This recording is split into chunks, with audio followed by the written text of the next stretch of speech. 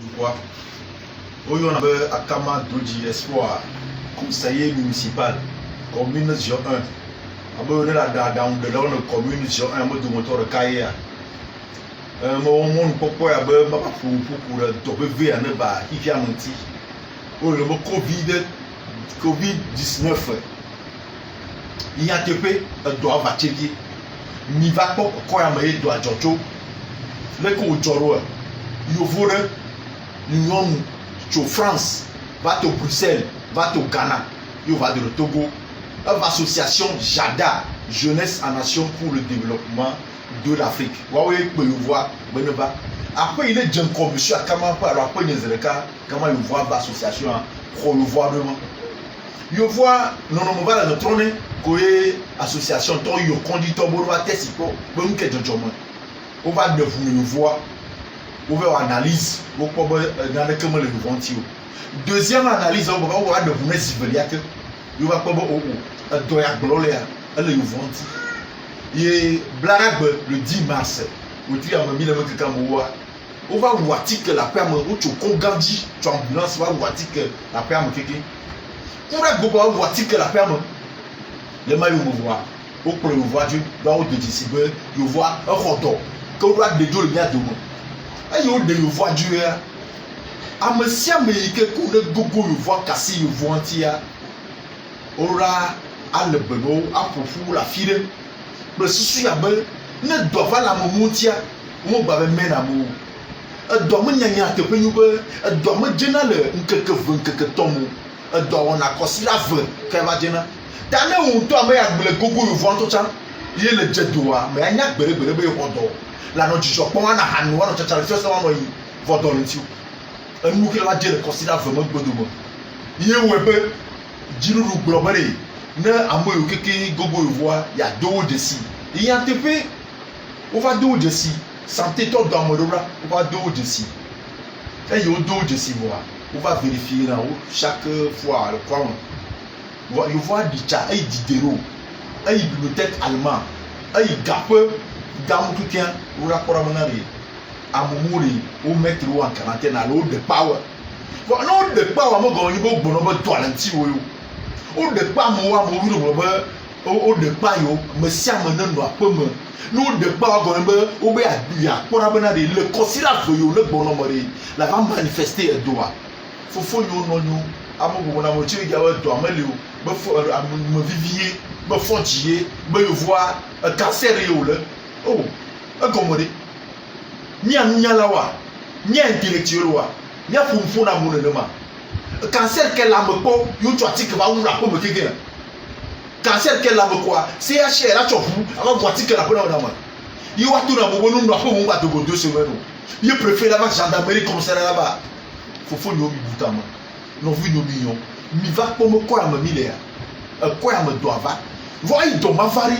o me de kuku jano dinu lo on a bloqué Douya, on a bloqué Nifakwa. À mon moment, pas Badoumou. Article Kaoum le quoi, disposition Kami prendre le quoi, il va sauver du quoi. Il est en dans 2 semaines à Douama, ma 4 nombres doigts, il y a mon doigt, ma kakal quoi. Cache-les, mais les nations.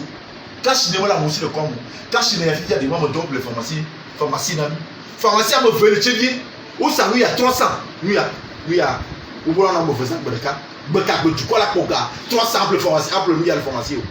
pharmacie le reste à 300 le reste à 325 le lui là t'es dur ma moya pour 300 bon il a le lui à 300 fois 2 par jour monsieur le président de la République mais de coucou gana non quoi doit mon jojo cache les nos continents cache les nos affaires il va mal quoi mon au moins après de cette demande le quoi mais on l'a circonscrit quoi on l'a prendre précaution disposition dans quoi dit ah ouais ben de va attaquer même à moi tout à la fois on doit faire doyer ben cache ben ma cancer là moi de coucou dans mi point baba na moi yo la kaka do ali baba no wala be di tout no la ko mo nous ya jojo mo pa kai ma yo o tu church yo o tu catholique ko tu brema no tu o sa church ho mosque yo kiki o mo gba boson agbeto le makpo no gbo fortier ti ni to mo de kuku na mi ti bi si mo yo mo de kuku mo sia mo no obele mo amosia mo ne prendre précaution yi di lu gbo mi no apo mo ni a chokashini ni na cyclone gasega mo gasega bi ba akorado bi ba nasi amo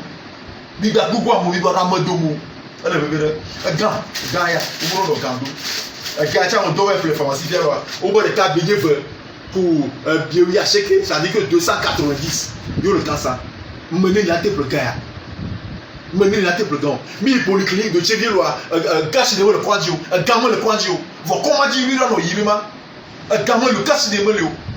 quoi mon adoro cache de la fille que mi a pas vivio vous mi là ça cache né mais de coucou na du prolo tout bon bien que du prolo va me yo là na ba cache né là no jomo na bia me ya bono quoi ma milia mi a mère me comme ya agent mère me comme ya secrétaire de la mairie me comme ya m'ja kon yo ya ni de coucou lui 10 000 numéro nous va trop pourquoi mais ya obo doit considérer bon il me yami jobo lui a pas le télé lui donne un la vidéo ya journaliste ya me pour une joie il me serve quoi a me gagne ma quoi me serve tout monde quoi il me ma zipi a pas dunya il dunya la tron si maje alo ignorance alo de ma tcholo me ya me ro ayon du quoi ba no chomi a bebe quoi me de coucou no du là président beri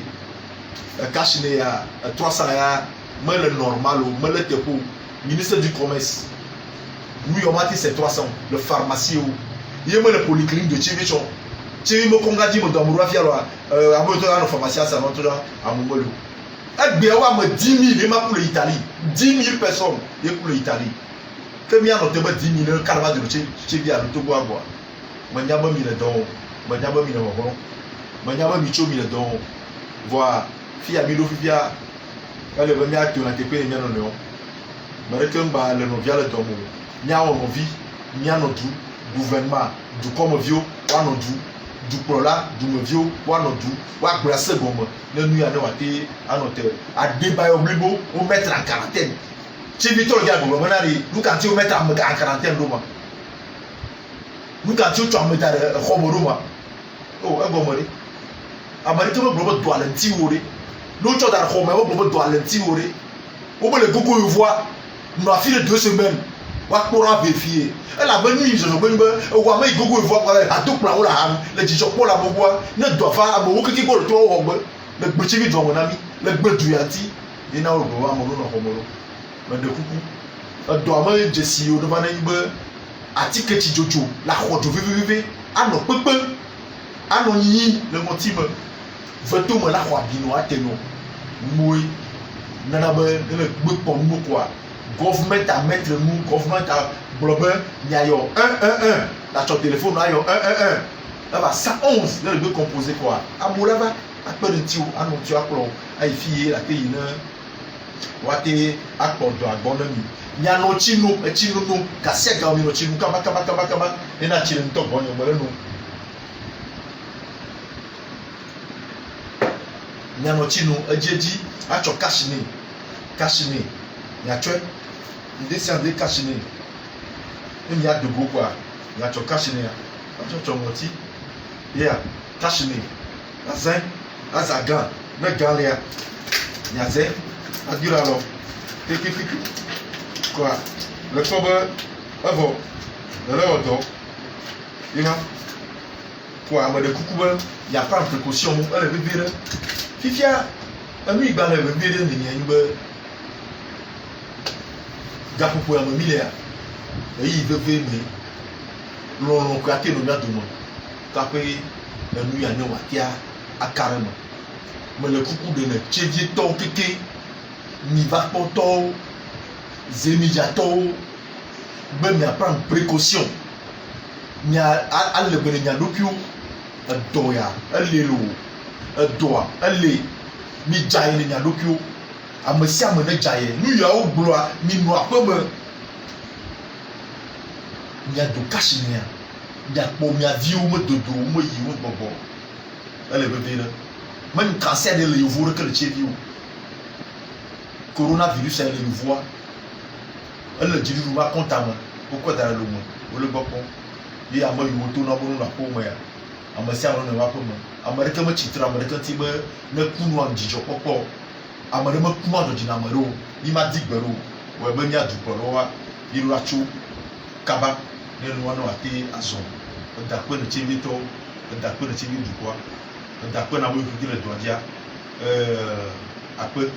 eye zã ɖe.